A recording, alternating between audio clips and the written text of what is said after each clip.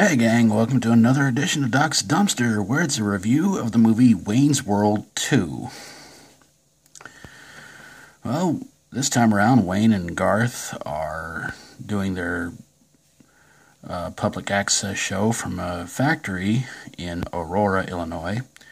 You know, I never visited there, but being from Illinois, I've never even heard of Aurora until this movie came out, so yeah. Sorry. And after attending an Aerosmith concert and, of course, being locked out from hanging out with Cassandra and the band and everybody else, Wayne has a dream where he meets Jim Morrison, and Jim tells him to try to start up a concert. Well, he finds out that his girlfriend has a new producer named Bobby. And he tries to convince Bobby that they should have, the big rock concert, and he starts naming off all kinds of bands that are supposed to be there. And one crazy, parody, nonsensical scene after the other. Eventually we get to the concert where nobody showed up. Garth is doing everything he can to try to make sure the crowd doesn't riot. And, of course, Bobby tries everything he can to get Cassandra to marry him, in which there's another parody in that one. Wayne winds up back at the concert. They don't know what to do. He winds up going back into his dream sequence where he meets up with Jim Morrison and the Indian that had been hanging around throughout most of the movie with Wayne and Garth. Jim tells him at least did his best, and that's what really counts. And the movie ends with a Thelma and Louise parody, which then turns out to be another sort of alternate ending where they end it with a happy ending where Aerosmith shows up and everybody is happy as clams. And after a little bit of credits, the scene goes to the there's a scene where it goes to the infamous Indian who has trash thrown at his feet. I think that movie was out around the 70s. And then Wayne and Garth tells the Indian that has been hanging around in the movie, don't worry, we'll pick up all this garbage.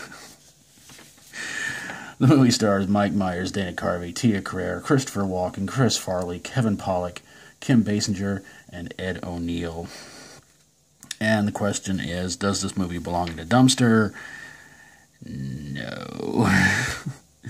Whereas I really liked Wayne's World, I think I like this one just a little bit more. Now, the first one was good because it had some parodies here and there, but it also tried to be a little bit more realistic at times. This movie had nothing but parody after parody after parody after parody, and it was a lot of fun to watch.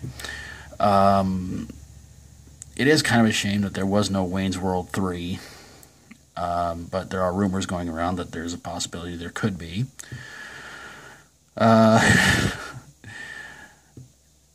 This movie did not quite make as much money as the first one did. And the first one, I'm probably wrong on this one, but I think it made around $150 million, and I think it's so far the only Saturday Night Live inspired movie that was a big hit. This one didn't quite make as much as the first one, but it's still a lot of fun to watch. I enjoyed it immensely, and I actually laughed at it a lot more. And probably one of my favorite scenes is where Wayne and Garth and their two friends are dressed up in different disguises to spy on Bobby and Cassandra, and they wind up in a dance club, and they perform YMCA. And oh man, that was a great scene. What else was there?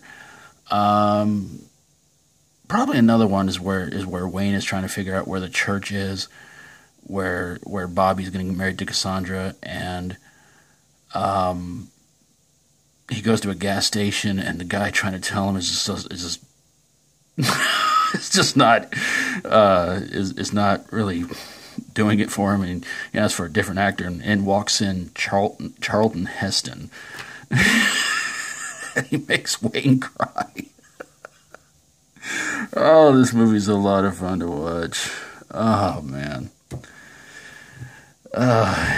So, yeah.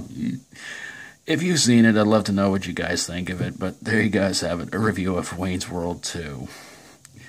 If you like my videos, always feel free to subscribe. And if you've got a movie you think that belongs in a dumpster, that could have come from Saturday Night Live or any other kind of variety show, send it my way and I'll get on it ASAP. Thank you guys so very, very much for watching. And until next time, as always, stay strong and rock on.